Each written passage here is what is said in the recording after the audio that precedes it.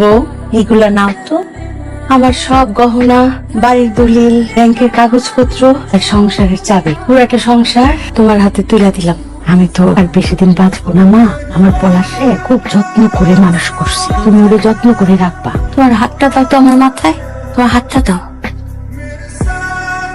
মাথা ছুঁয়ে কথা দাও, আমার পলাশকে ছেড়ে কোথাও যাবা না। ও যদি কোনো ভুলও করে ওকে সংশোধন করে নিও, ওকে শুধরাই নিও, কিন্তু আমার পলাশকে একা করে কোথাও যেও না। কথা দাও। কথা দিন আম্মা, আমি পলাশকে ছেড়ে কখনো যাব না। আলহামদুলিল্লাহ। Are you okay? ঠিক আছে। আম্মা কোনো পেইন দেয়নি তো?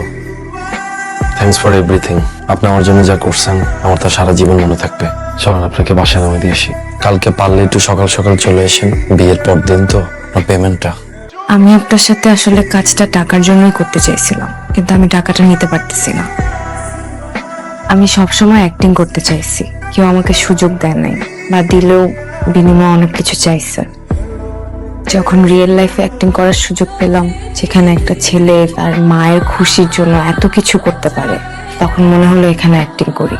এতে আমার অ্যাক্টিং এর ক্ষুধাটাও মিটবে, একটা মানুষের উপকারও হবে, আবার কিছু টাকাও পেলাম।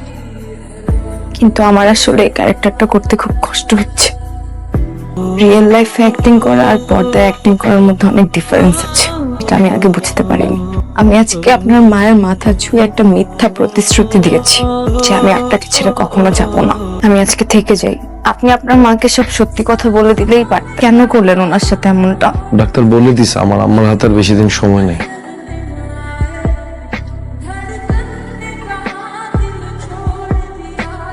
আম্মা, আম্মা, আম্মা, আম্মা।